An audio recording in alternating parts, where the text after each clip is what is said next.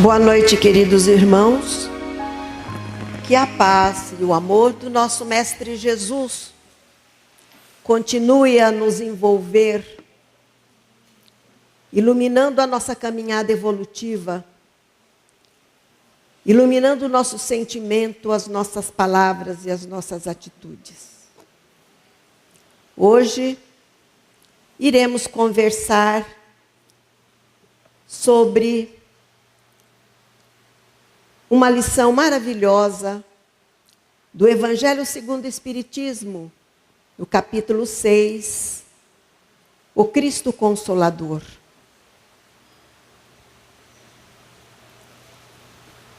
Jesus Cristo não é um simples homem.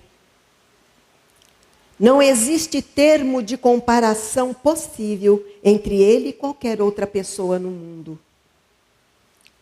Pelos séculos, foram ditas palavras por tantos homens e mulheres importantes ao longo da história, que tiveram consequências para a vida de todos.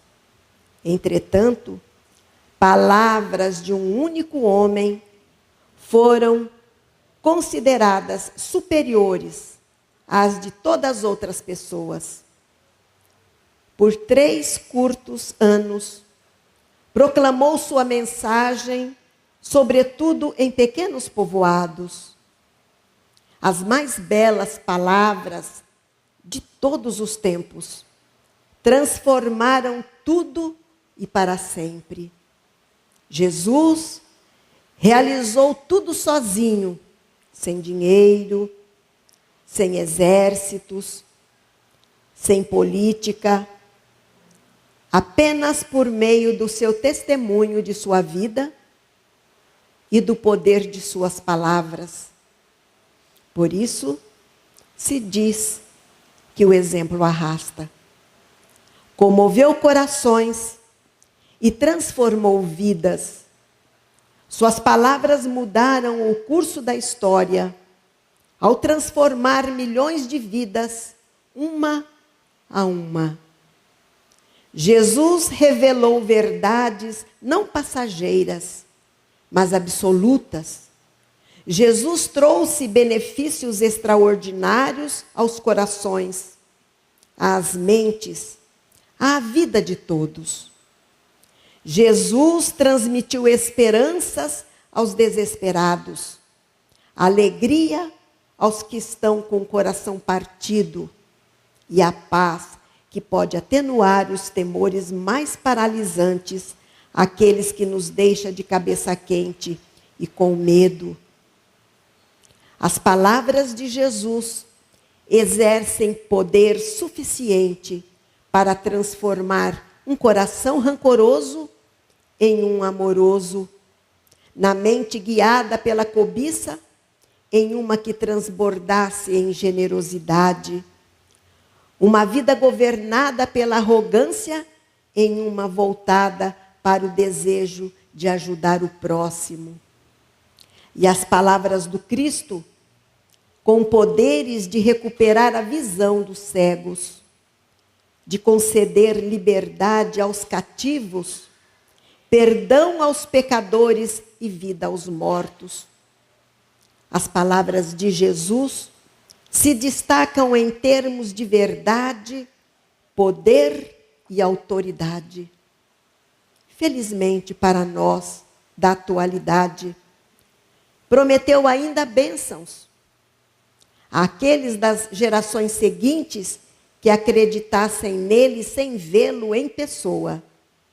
Por mais de 2000 anos, Jesus manteve sua promessa, que nos concede também agora, à medida que começarmos a guardar suas palavras na mente e no coração, nós iremos descobrir um poder transformador, como jamais julgamos possível. E a maneira mais segura de perseverar os valores do Evangelho de Jesus em nós é através da vinculação mental com o nosso condutor. Necessário que saiamos da acomodação justificada de maneira incorreta para a ação. Abandonemos as reações perturbadoras e aprendemos a ação edificante. Já naquela época, a dor, as dificuldades, os sofrimentos dos mais diversos campeavam as criaturas. E Jesus, então, dirigiu-se à multidão dos aflitos e desalentados, com o propósito de aliviá-los. Eu vim para os doentes, declara. Vinde a mim, chamou o Mestre, todos vós que sofreis e que estáis sobrecarregados, eu vos aliviarei. Tomai meu jugo sobre vós e aprendei de mim que sou brando e humilde de coração, e encontrareis o repouso de vossas almas, porque meu jugo é suave e o meu fardo é leve. Vinde a mim. Jesus fez o convite e espera que nos movimentamos para ele. Essas palavras de Jesus, no decorrer dos milênios, ainda soam nas consciências, trabalhando nossas reservas até que o livre-arbítrio, imprescindível em tal decisão, possa ser acionado na direção dele, que se constitui na porta de solução de todas as dores e apreensões. Todos que estáis cansados e oprimidos, enquanto o homem não cansar de se dedicar apenas às coisas materiais, ele não se voltará para as espirituais. Sentem-se oprimidos, porque as coisas da terra não apenas sentem-se oprimidos, porque as coisas da terra não apenas cansam, oprimem também. As desilusões aniquilam, as derrotas afligem. Depois de tanta luta, tudo passa, deixando cicatrizes a nos induzirem à reflexão para a tomada de uma nova posição com ele, Jesus, nas trilhas do progresso. Apenas dessa parada espiritual no caminho, apesar de tudo isso, o nosso mestre dos mestres sabe aguardar a manifestação de cada um de nós nesse sentido. Por não buscá-lo pela via do amor, ele nos aguarda após as lutas e desarmonias, nas veredas do sofrimento e da desilusão. As coisas da terra não apenas cansam, oprimem. E eu vos aliviarei, amenizarei, diminuirei. Quer dizer, darei o conforto, o repouso para a vossa alma. Jesus prometeu alívio e não a cura. Vejam que a promessa está no futuro. Quando Jesus fez esse convite, ele não se dirigiu somente às pessoas que estavam ali ao seu redor, mas aos da posteridade também, mesmo porque somos repetentes nas várias reencarnações, ouvimos o convite de Jesus e só agora nos sentimos despertados ou despertos e estamos indo ao encontro dele, à medida que vamos entendendo a sua lei de amor e caridade. Podemos dizer que hoje nos encontramos em recuperação e podemos dizer também que nunca fomos abandonados por Deus e Jesus. Sabemos que os sofrimentos são consequências dos nossos atritos e teimosias para com a lei divina, colocando-nos, portanto, não fora da sua proteção, não abandonados por Jesus, mas submetidos às consequências de nossas ações. Portanto, a cura depende de nós. Amar a Deus sobre todas as coisas e o próximo como a nós mesmos. Fazer aos outros o que gostaríamos que os outros fizessem por nós. O Cristo é o nosso consolador. O jugo e o fardo leve, certeza do amor de Deus, justiça de Deus. Jugo leve com Jesus é a possibilidade de entender a justiça divina. Justiça divina com Jesus é a certeza da vida futura. Justiça de todas as aflições, através das existências sucessivas.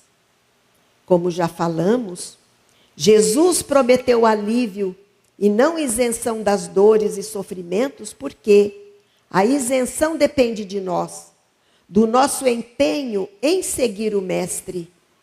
Jesus prometeu também que a seu tempo enviaria um outro Consolador, a fim de que permaneça eternamente conosco. Hoje, o Consolador está entre nós. É a doutrina espírita que vem relembrar tudo o que o Mestre disse e acrescentar o que ele não pôde dizer na época, porque não estávamos preparados espiritualmente. O Cristo sabe da necessidade de passarmos pelo sofrimento, porque faz parte da nossa evolução espiritual.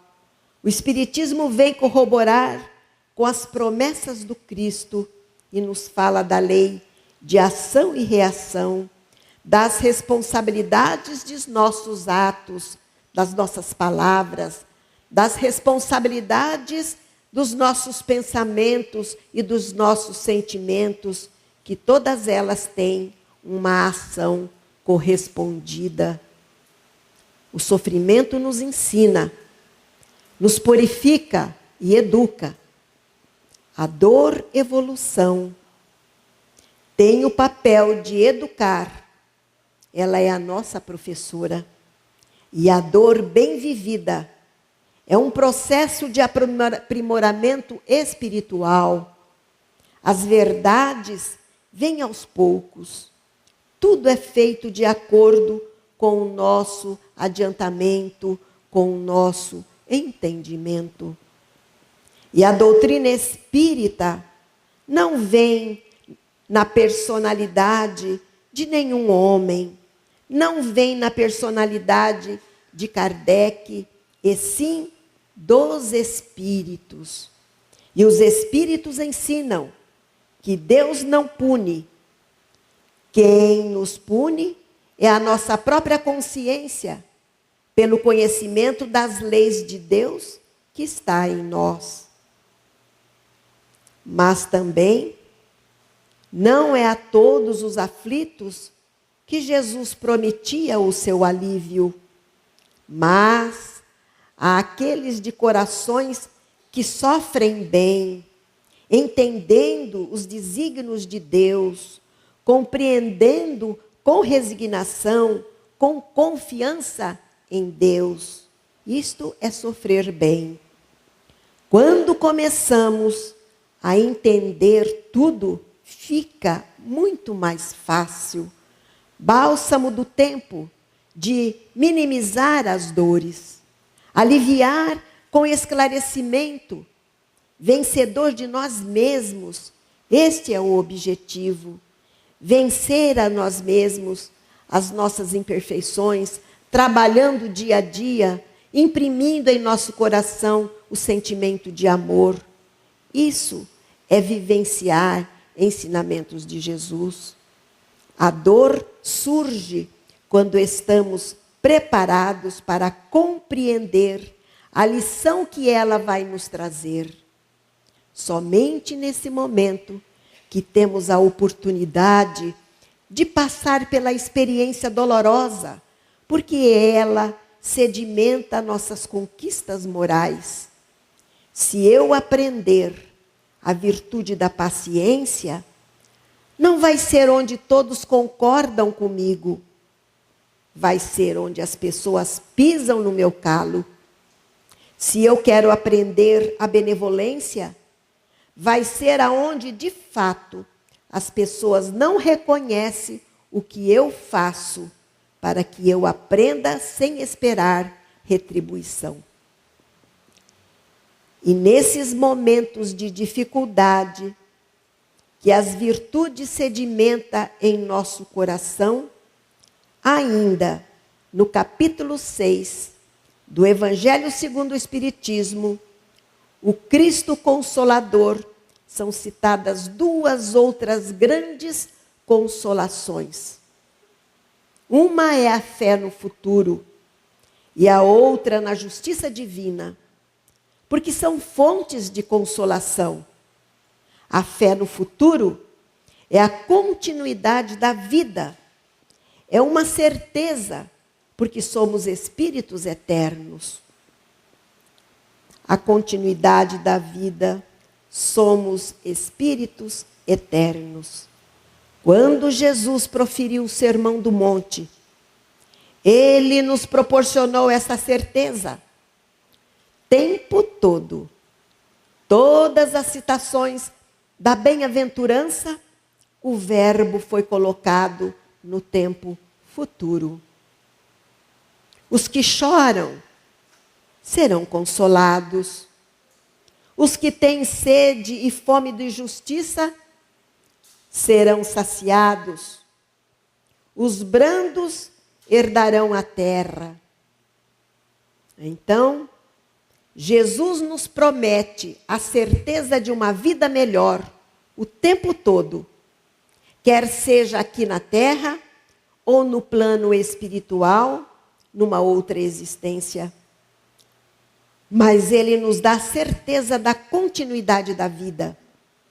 Os espíritos nos dando exemplos a todo tempo, respostas concretas da continuidade da vida, voltando e trazendo exemplos, nos mostrando como é o lado de lá, nos tratando com carinho, com respeito, com consideração, com amizade.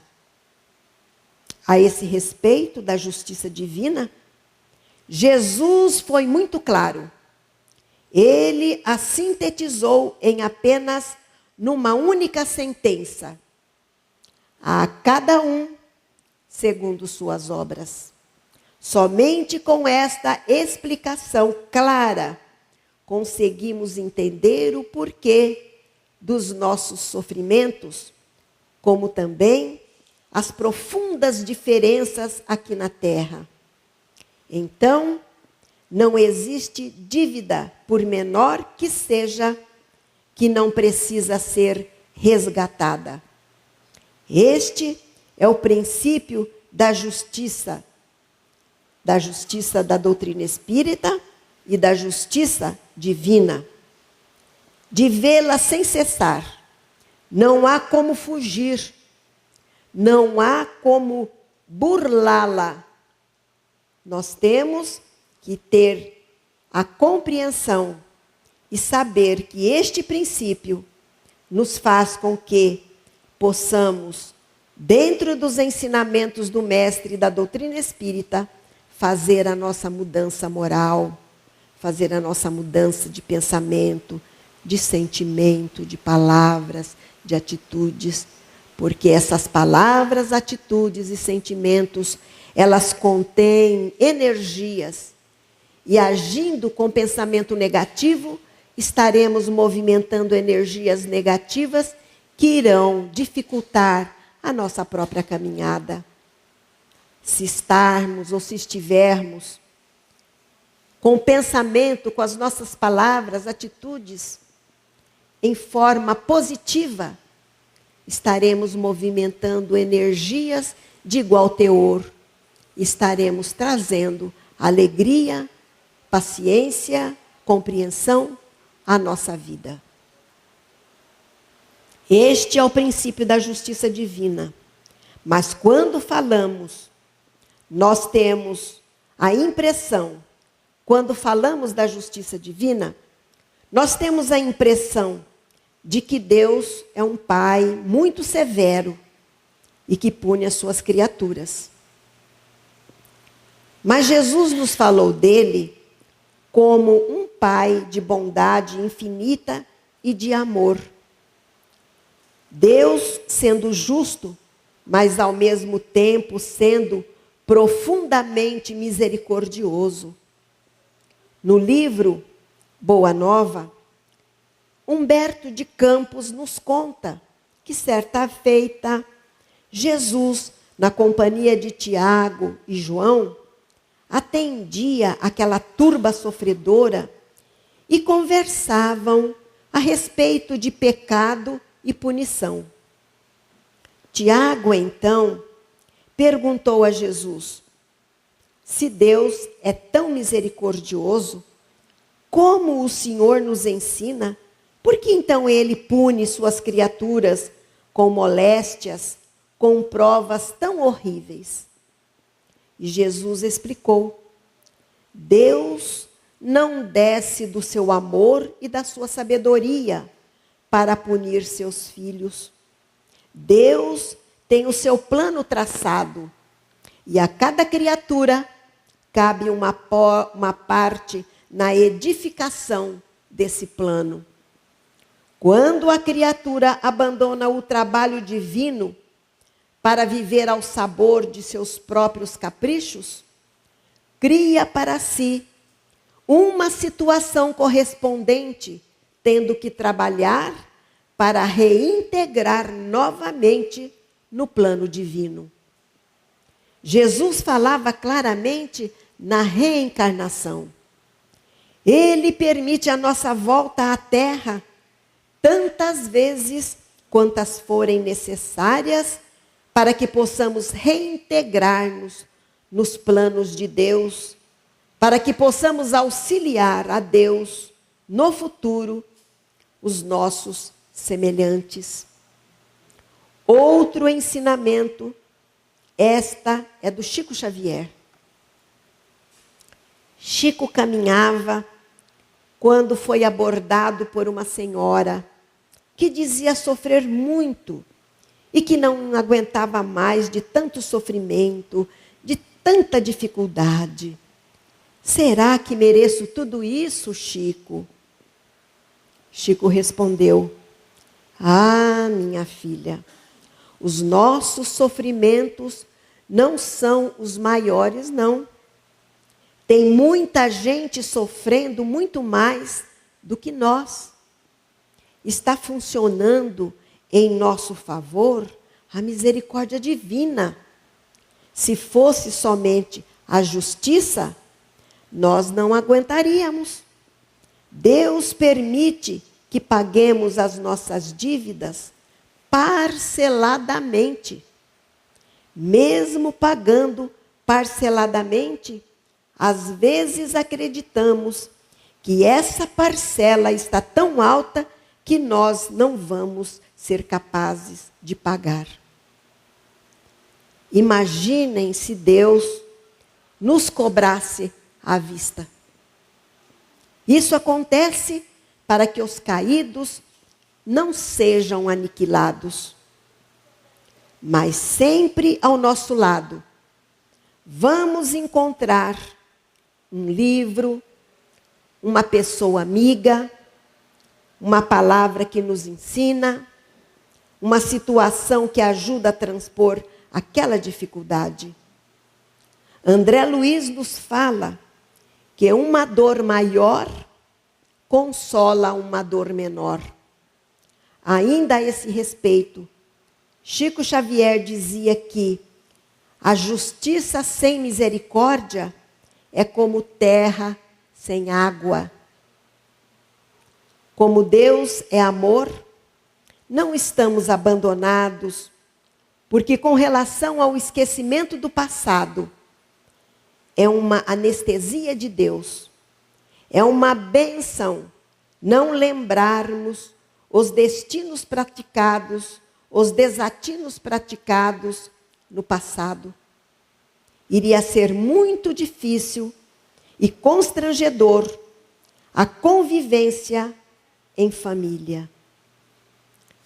Observemos que a justiça está sempre acompanhada de misericórdia.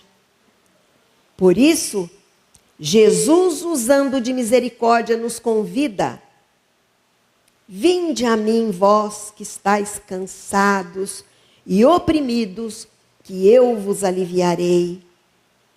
Eclodindo em energias de amor, disse também: eu sou o grande médico das almas e venho trazer-vos o remédio que vos deve curar. E nós sabemos que para nos sentirmos ou estarmos curados, é necessário a prática dos ensinamentos do nosso Mestre Jesus. E assim nós mesmos iremos nos curando. Ele dá a cura através dos seus ensinamentos. Portanto, meu irmão, meus irmãos, o que é que nós estamos esperando? O amor é o sentimento, a caridade é a ação. Então o Mestre desceu para servir. Com Jesus ergue-se o homem da treva à luz, do esplendor à escuridão, da alvorada à manjedoura, do infinito à limitação, da glória à carpintaria, da grandeza à abnegação, da divindade dos anjos à miséria dos homens. Não estamos convocados a querelar, e sim a servir e a aprender com o Mestre. Nem fomos chamados a entronizar do eu, mas sim a cumprir os desígnios superiores na construção do reino divino em nós. Vamos agora